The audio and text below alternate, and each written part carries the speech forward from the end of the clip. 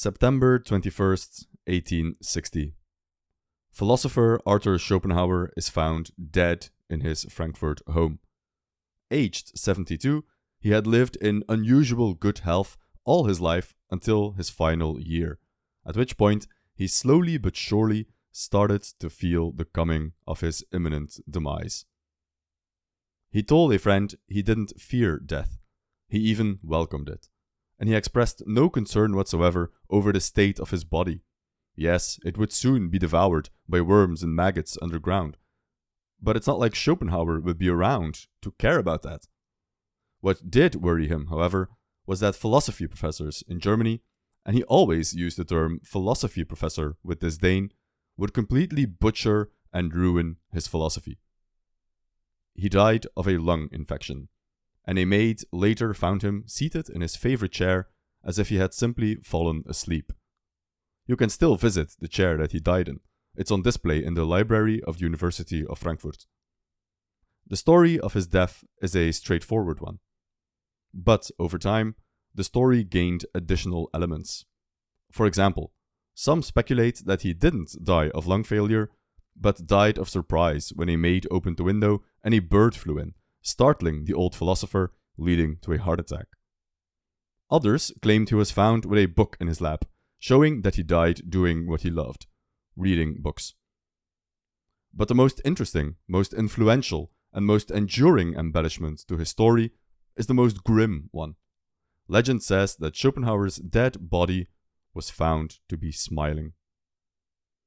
By the time of his death, Schopenhauer had been famous for almost a decade after a lifetime of neglect. He had a bit of time to enjoy the fruits of celebrity life, but more importantly, he lived to see how he was vindicated. At last, the world had recognized his genius. Nicknamed the Frankfurt Sage, in part because he was the first Western philosopher to take seriously the philosophies of the East, he was seen as some kind of Buddha, and by certain fanatics, even as some kind of Messiah, someone who would show us the way out of suffering on this earth, chiefly through art. It's in the artistic world that Schopenhauer found his most fanatical devotees, who absorbed his philosophy with gusto and made it their own, and sought to reflect his metaphysics and aesthetics into their own art. To them, Schopenhauer was a monumental figure, a new Buddha, the philosopher who had solved the riddle of existence once and for all. And one day, he was found dead in his Frankfurt apartment, sitting in his chair. Surely, a great man like Schopenhauer deserved a nobler end, a death more fitting for a philosopher of his stature. Schopenhauer, by this point, had students, followers, devotees, and as his popularity grew and spread around Europe, so did his legend. And one of the most intriguing legends is about Schopenhauer's death and that mysterious, morbid smile on his face. What this legend is trying to tell us is that Schopenhauer embraced death. But why? In Schopenhauer's philosophy, the world reveals itself to us in two ways, as both will and representation. The world as a representation, that's the easy part. It's the world as we ordinarily experience it. That is, it's the world of flesh and blood, sun and ocean, forest and mountain. The world of space and time. Regular viewers of the channel will know that things are not quite so simple, considering that Schopenhauer was a German idealist, but the details don't concern us here. For that, you can watch our 45-minute analysis of Schopenhauer's main work of philosophy. Together with the world as a representation is something Schopenhauer called the world as will. This will, he argued, is the metaphysical substrate of reality. In other words, the will is the foundation, the scaffolding of the material world that we live in day to day. The world as will is the world as it is, without subjectivity, without a perceiving agent. The world as it really is at bottom. The will is Schopenhauer's answer to the question, why is the world the way it is? Where do the sun and moon and flowers and mountains come from? Where do we come from? They are all instantiations of the will, this primordial driving force, this vitalist energy that lays at the bottom of everything, like a behind the scenes from a movie set. And even though we may take pleasure in watching the world with its beautiful nature and stunning oceans and sunsets, To be the world, to dive into the world as will, that is quite another matter.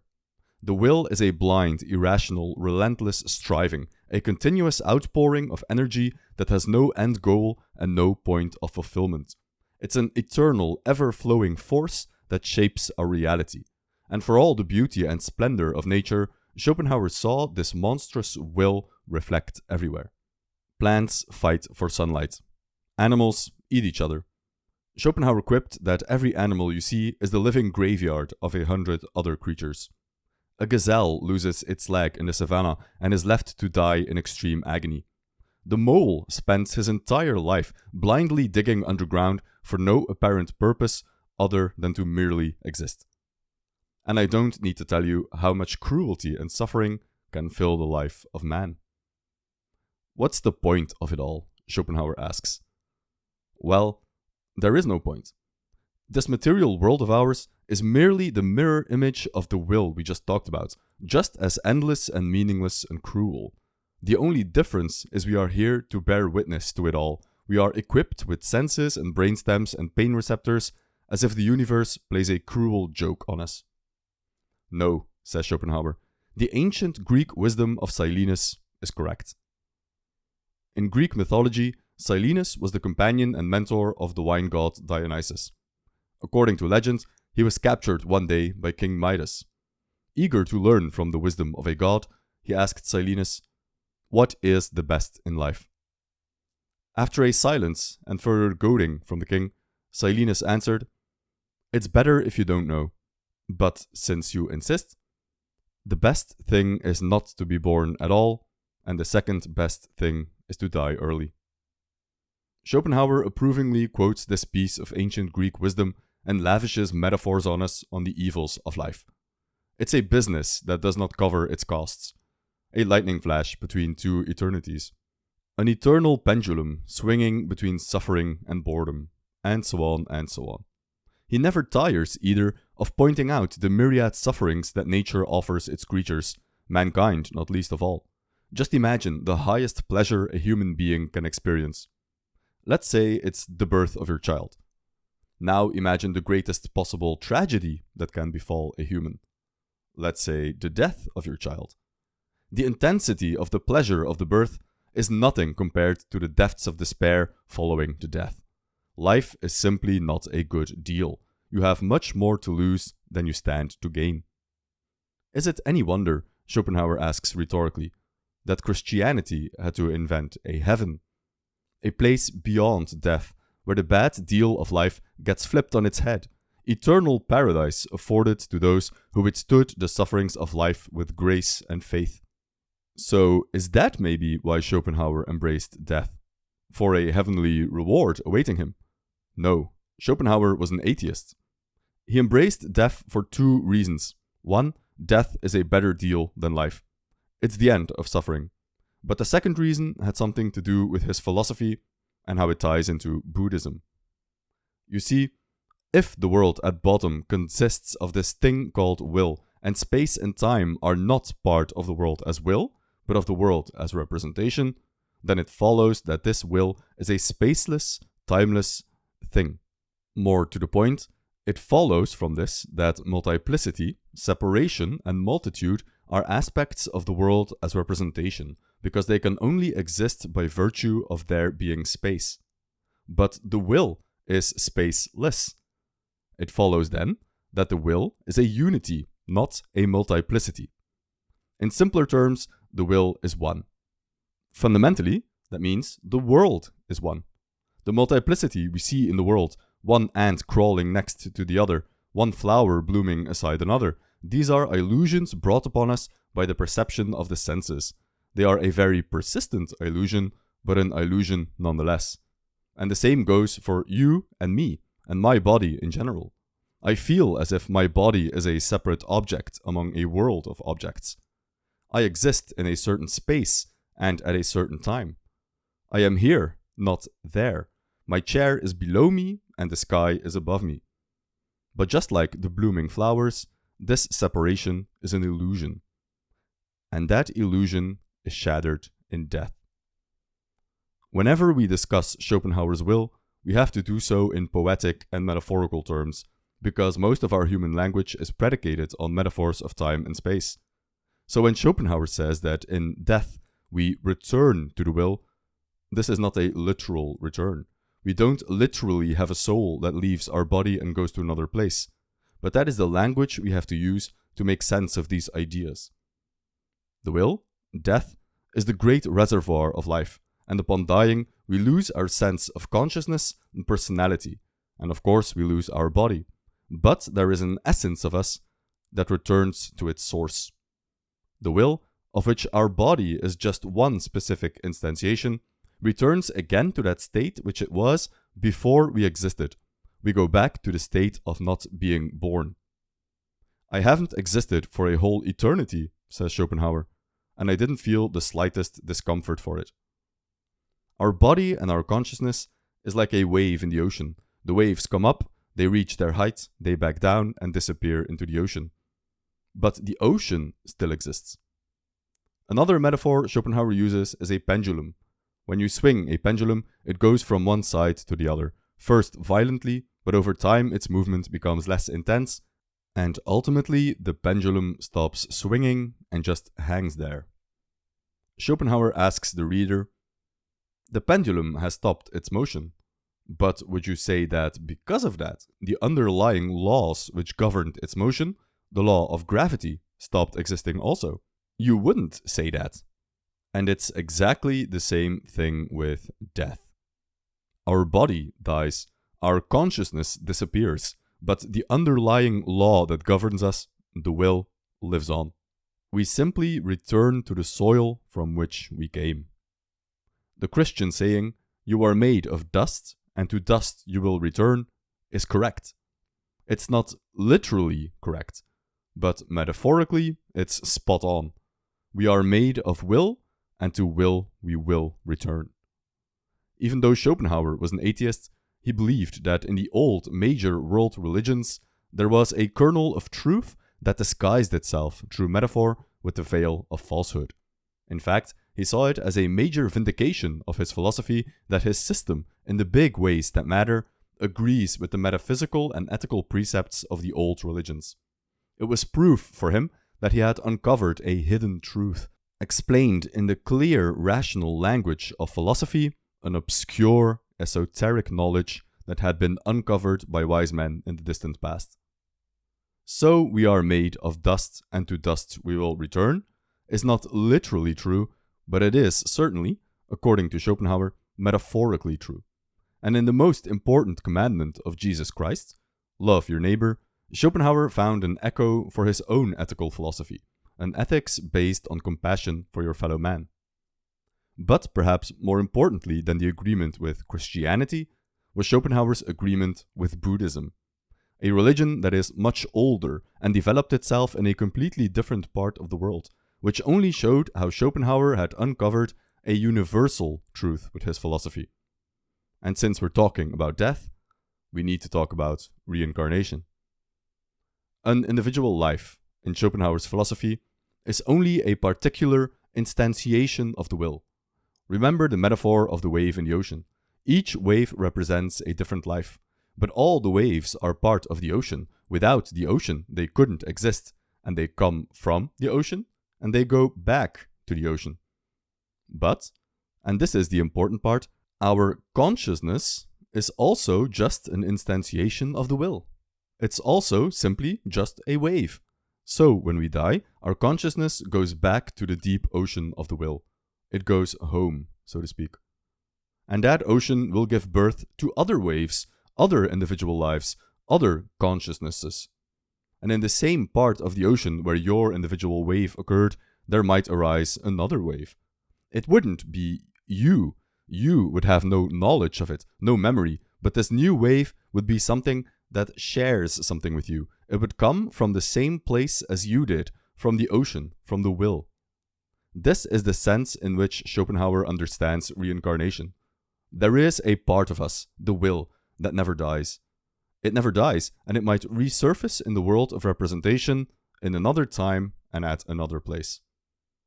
The claim that Schopenhauer makes is that there is a life force, the will, which is permanent and eternal, and we exist because of it.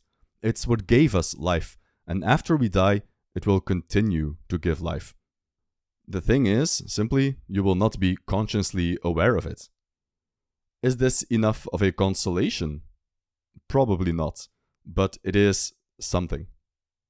Thus, so far, the imperishable nature of our true being can be proved with certainty. But it is true, this will not satisfy the claims which are wont to be made upon proofs of our continued existence after death, nor ensure the consolation which is expected from such proofs. If this is too metaphysical, Schopenhauer offers another thought experiment. You will return to dust, literally, but consider the journey that dust will take.